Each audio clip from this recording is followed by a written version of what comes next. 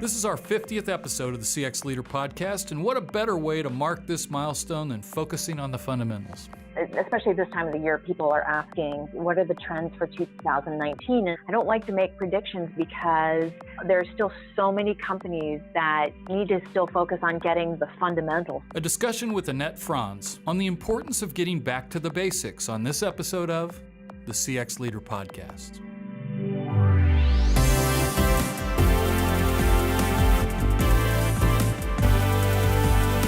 The CX Leader Podcast with Steve Walker is produced by Walker, a business consulting firm that helps our clients unlock the potential of their customer experiences by placing the customer at the heart of all their business decisions. You can find out more at walkerinfo.com. Happy New Year, everybody. Steve Walker, Chairman and CEO of Walker Information and also the host of the CX Leader Podcast. And thank you for listening to our 50th episode. It's unbelievable. I can't believe we've actually done 50 episodes.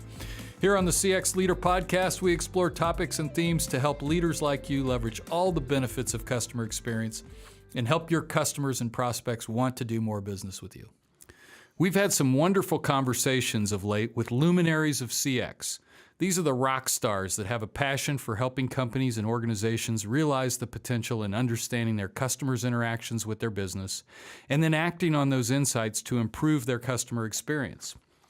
My guest this week on the show has over 25 years of experience in helping companies understand their employees and customers and identifying what drives retention, satisfaction, engagement, and overall experience.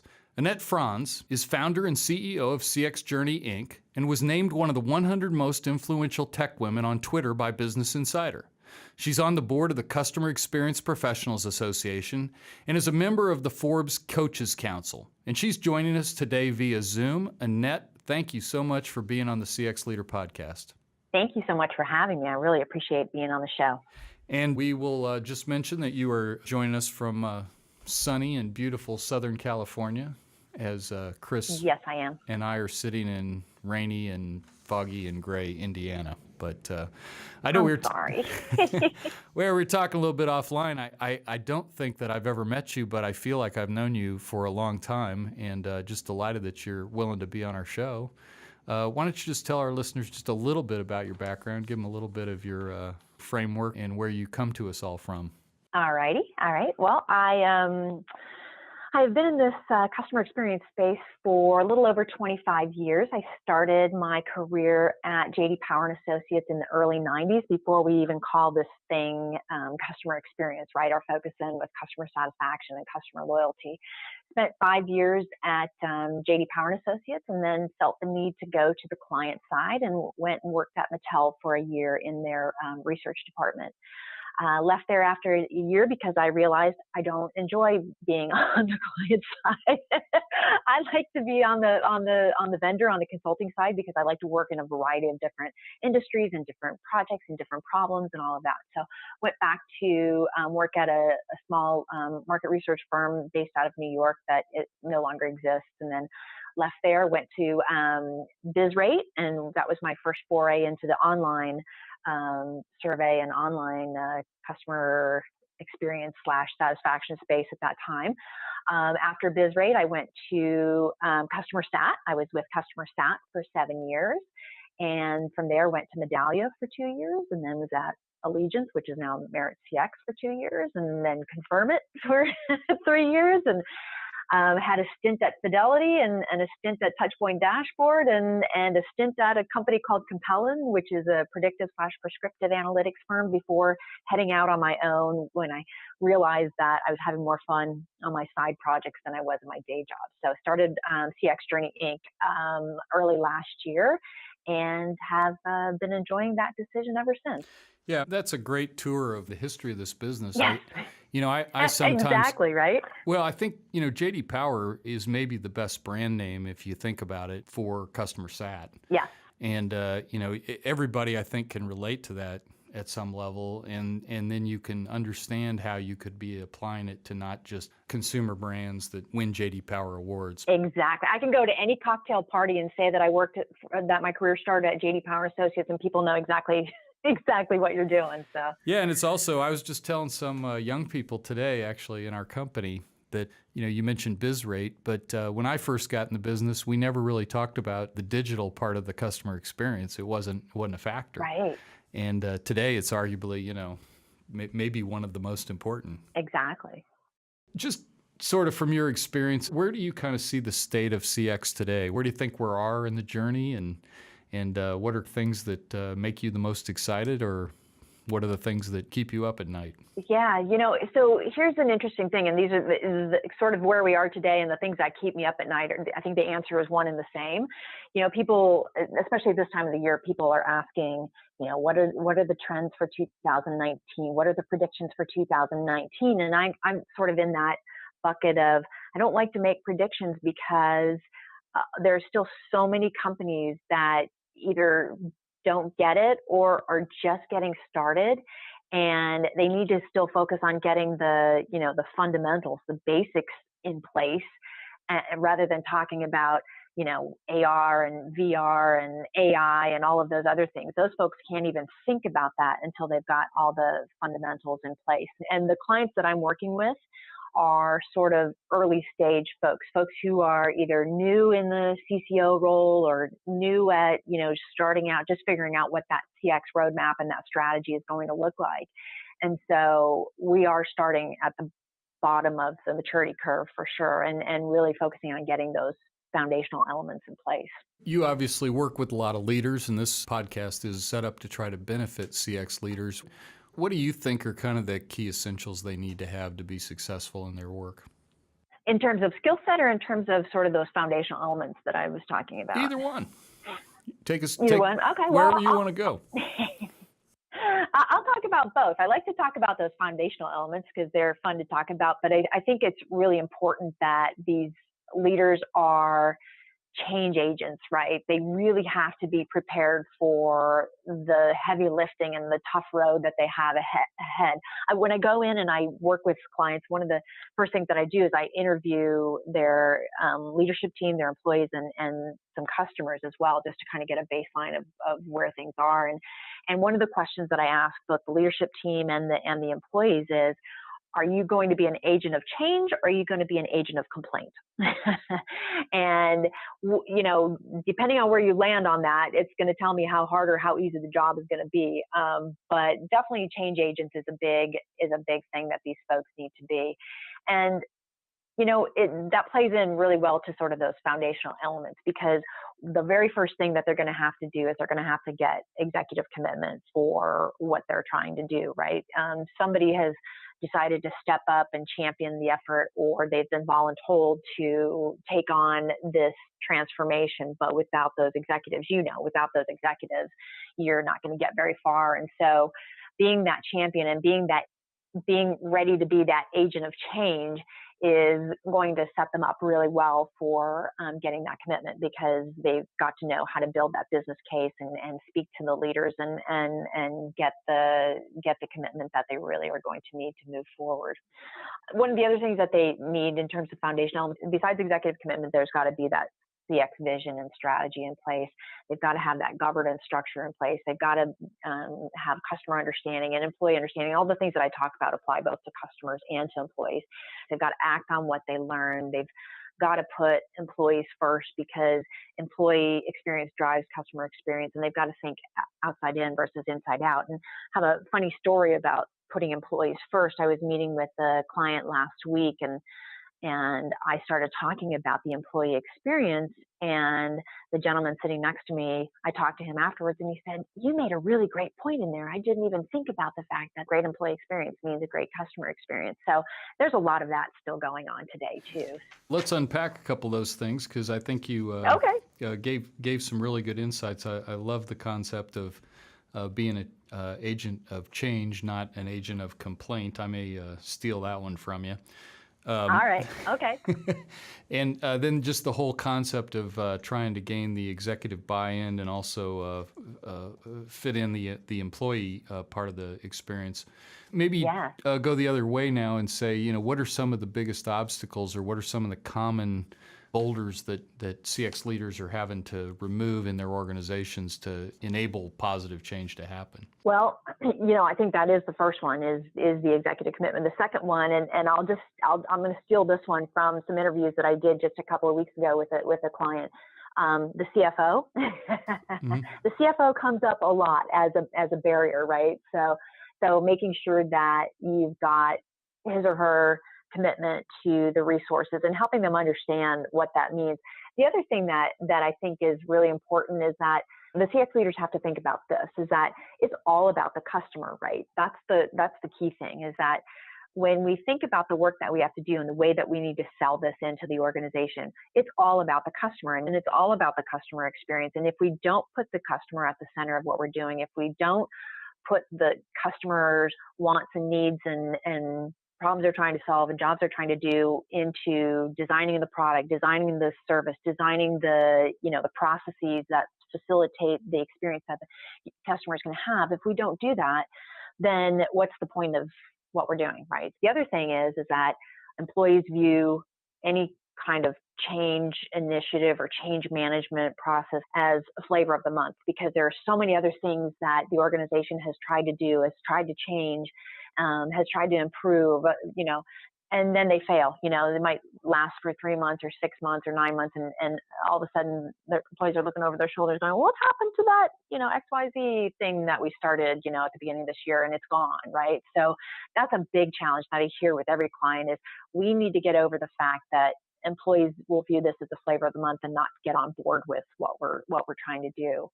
And then I think the last thing that I want to add is that this isn't really about more work, and I hear that as sort of a complaint or as a barrier, is they don't want to take this on because it's more work. And I always say it's not about this being more work, it's about doing what we already do more efficiently and smarter, right? If we bring in what the customer is thinking and feeling and needing and all of that into it, we're going to be doing things better and in a better way and in a more efficient way than if we don't.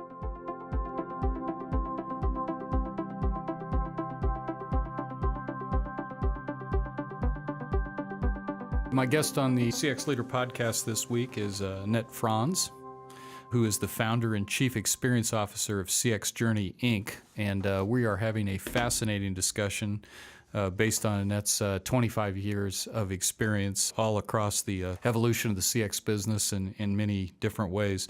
So tell us a little bit about CX Journey and what you're doing with that.